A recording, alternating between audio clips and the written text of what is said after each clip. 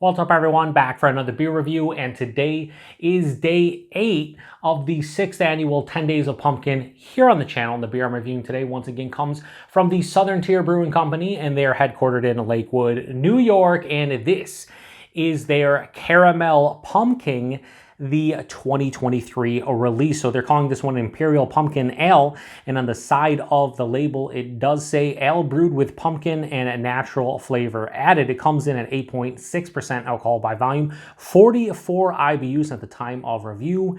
This bottle is just under 3.5 months old, but it does have a best by date of July 14th of 2025. So we should be good, and if you want to age this one, you certainly can, according to the brewery. Now, if you want to just get to the review itself, fast forward probably about 2.5, 3 minutes, maybe 4 minutes, because I want to talk about how this beer came to fruition. So we're going to do that right now. So last fall, Southern Tier decided to introduce something they called a Pumpking Fest.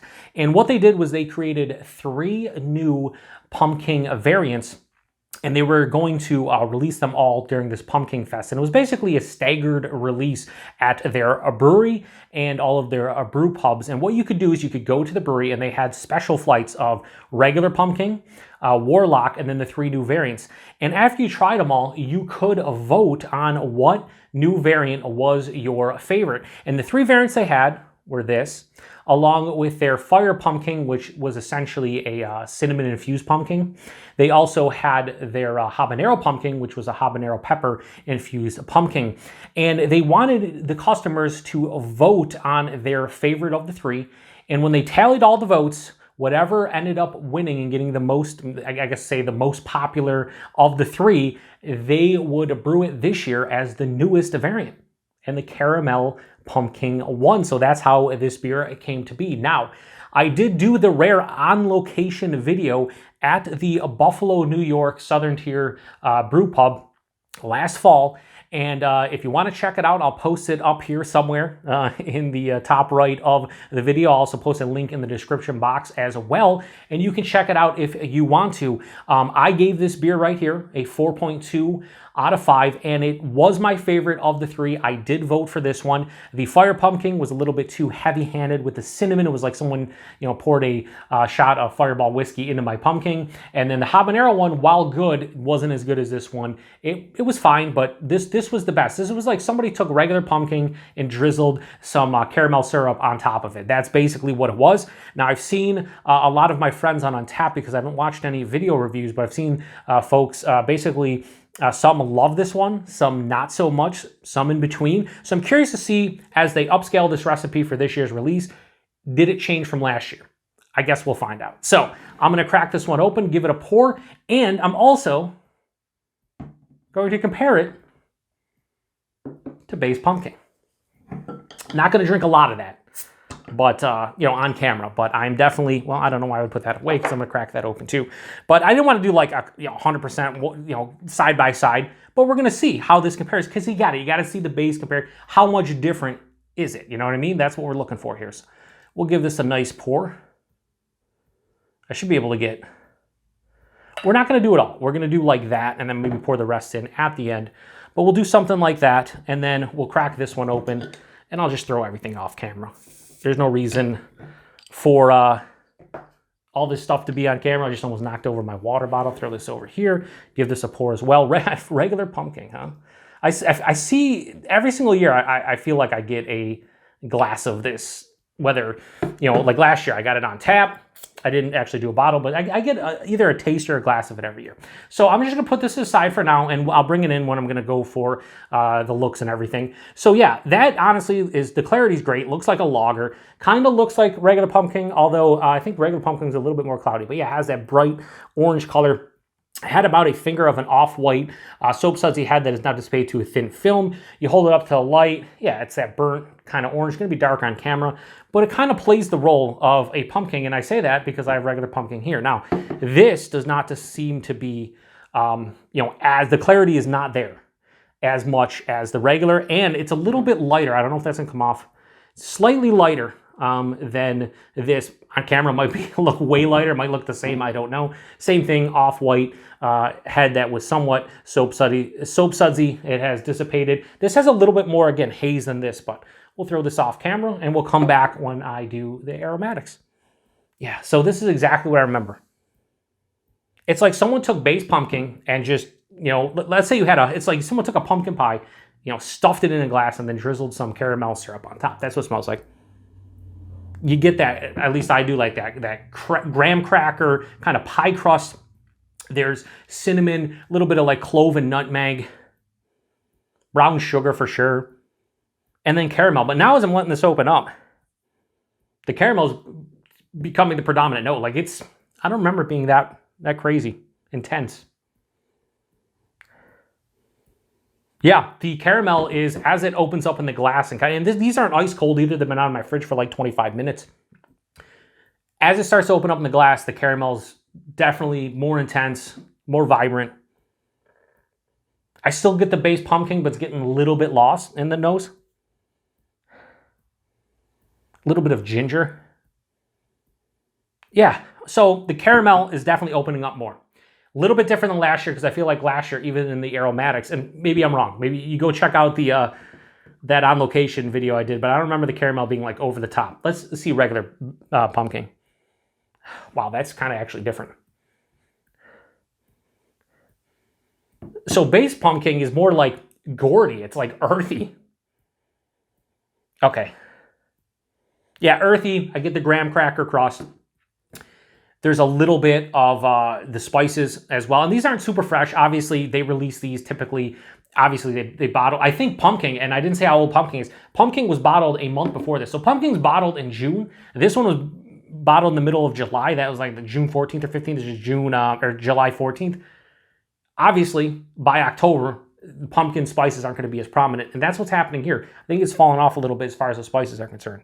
And I've always said with regular pumpkin, fresh has more of a pumpkin pie with the vanilla whipped cream, and then aged, talking 4 or 5 months old, it's more like a pumpkin cookie with like a cream cheese kind of frosting. And this is what that's leaning towards more. It also has a little bit of citrus here too, like the hops are shining through a little bit. I prefer the caramel one based on the aromas. Yeah, this smells more vibrant, and it's only a month fresher. Yeah, anyway, we're going to put this off camera. We're going to get into this one. I will say, based on my memory, because I didn't go back and look in the On Location video, outside of just looking what I gave it. I thought I gave it a 4.2, and I did. This is a little bit more heavy-handed with the caramel, and that's pretty much it. So, cheers, everyone.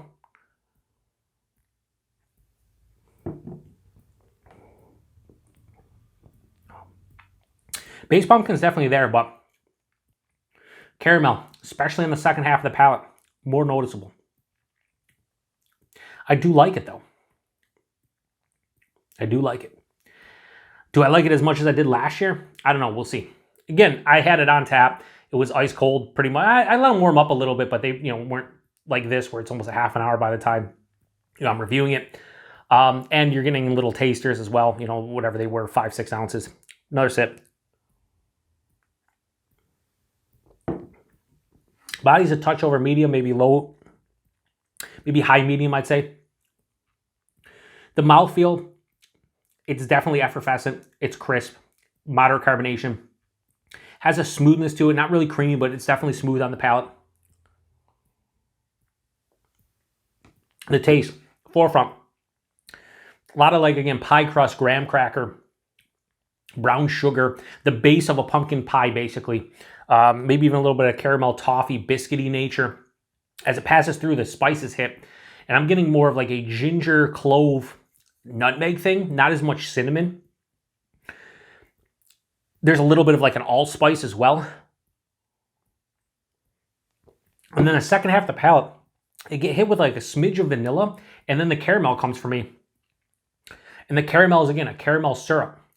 But what I don't remember this beer being was on the finish, it leaving that caramel kind of finish. And this one has a like prolonged caramel finish to it, which I enjoy. I think this is pretty good. I can see people maybe not, especially if you like pumpkin or any of the variants they've released in the past, I think the finish of this one would leave people with memories of, man, there's too much caramel for me. And I'm not saying they're wrong, because I don't think they are. It's just that finishes the lasting impression, and that's kind of what I'm getting out of this. I don't think the caramel is too over the top. I will say I feel like it's more heavy-handed than last year on tap. But this is really good. 8.6%, a little bit warming in the chest, nothing on the palate. This one has a semi to full-on dry finish. No real bitterness. Pumpkin really doesn't have a lot of bitterness, maybe a very mild bitterness at best. Is it a sweet beer? Yeah. Is that caramel making it, the sweetness, a little bit more perceived as far as like cloying aspect would go? Perhaps. Not for me. Man, I've drank some sweet beers lately, especially like some of the heavily fruited smoothie sours and whatnot, and this does not reach anything in that realm, right? At all. Like, not even a little bit. Do one more. No, actually, you know what? I'm going to put this over here. Take a sip of this to cleanse my palate. And now we're going to go in for the base pumpkin. Cheers, everyone.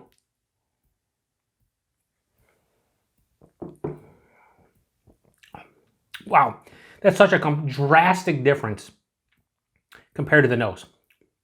The nose, it seemed kind of, I don't want to say dull, but kind of like a little bit subdued, or maybe a lot subdued. And the taste is more vibrant. But I'll tell you what, this right now is more in that pumpkin cookie, pumpkin pastry realm. It's not a pumpkin pie. That's where this one is.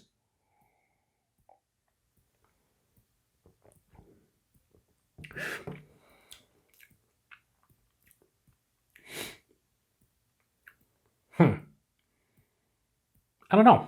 One more sip.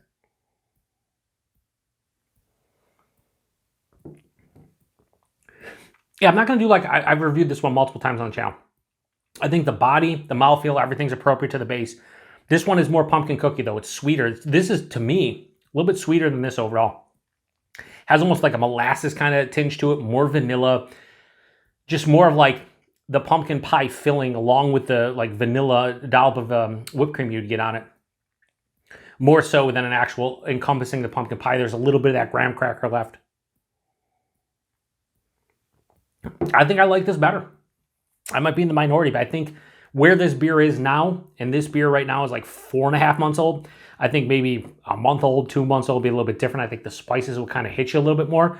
I think I like what this brings to the table. So, excuse me, very carbonated.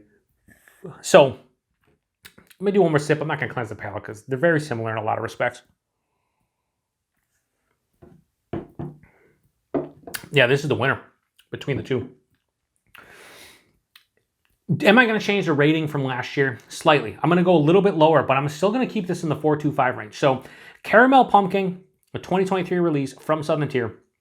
Absolutely no issues whatsoever giving this a low 4.25. I am going to give this a 4.15. Just knock it down slightly. Why?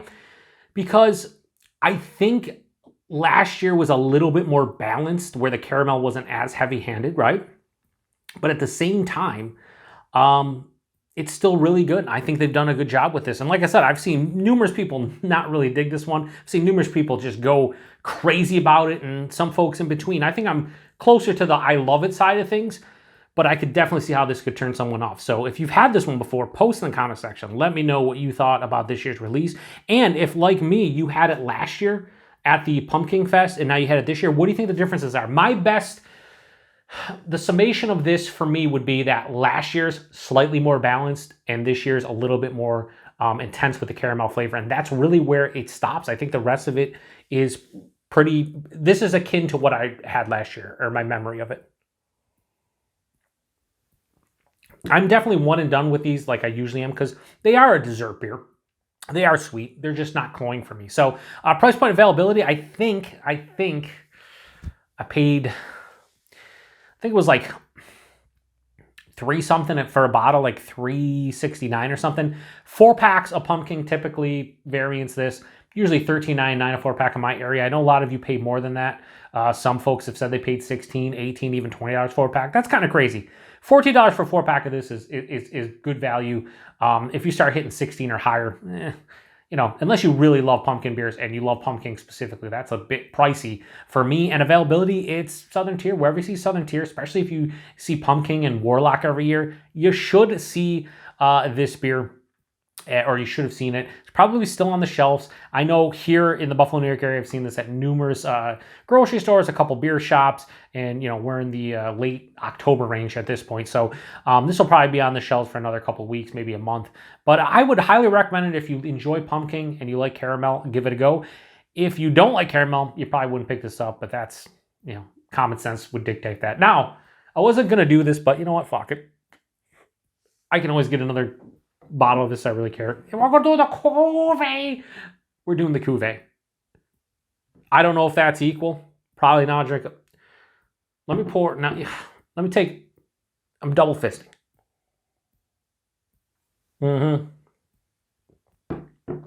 Looks like substantially more different size glasses. We'll do one more here, and we'll do the cuvee.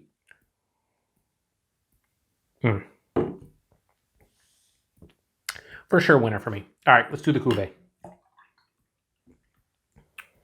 We're going to leave it in this glass. I don't want to pour it back into the big glass because can't be bothered. I guess I'll cleanse the palate, I guess. That necessary? Sure. All right, we'll do aroma. Smells more like regular pumpkin, that earthiness. Yeah, it smells all right. Let's get into it. Cheers, everyone.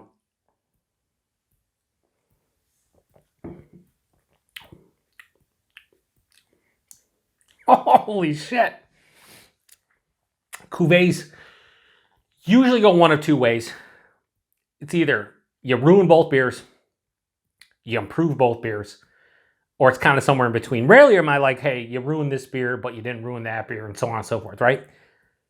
This enhances both of them. I think this is the best of both worlds.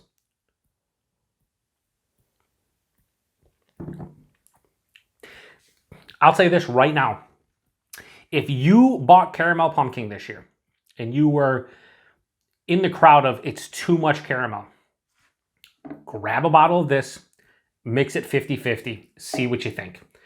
Because this gives the nuanced caramel flavor that you probably want with the base pumpkin. It's really nice. Yeah, I would give the cuvee, aka the cuvee, I give this like a high 4.25, I go 4.35. Yeah, fucking, I'm not, listen, don't turn me off. Listen, time out, listen, no, don't leave, come back. I'm being serious. This is the best of both worlds. And I'm always honest with my reviews. This is better than each of them on its own. Wow, did not think that was going to happen. Holy shit. Yeah, I'm going to drink the rest of that now, 100%. That is the best way for me anyway to enjoy these two beers. Especially now with, you know, regular pumpkin being almost 5 months old. Like, yeah. Anyway, if you had either of these beers, if you had the caramel, like I said, post in the comment section. Be a longer review. I don't give a shit. That's what my channel is. I wanted to do story time in the beginning. I wanted to do the cuvee. I wanted to kind of compare the beers side by side. I'd give the regular pumpkin still like the 4 range, 4.1, something like that. It's still a fucking really good beer. Depending on when you get it, it's going to change.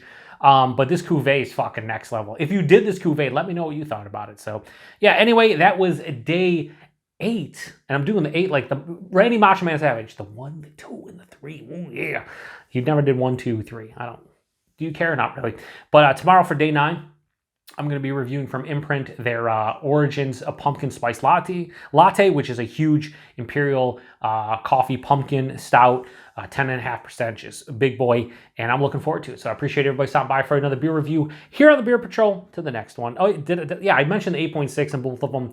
Yeah, as far as like the ABV is concerned, they hide it relatively well, but you can still tell it's a big beer. Not really too boozy for me. Some people who maybe drink pumpkin beers that don't drink, you know, Imperial strength, you might struggle with it, but for the most part, you should enjoy it. To the next one. Cheers.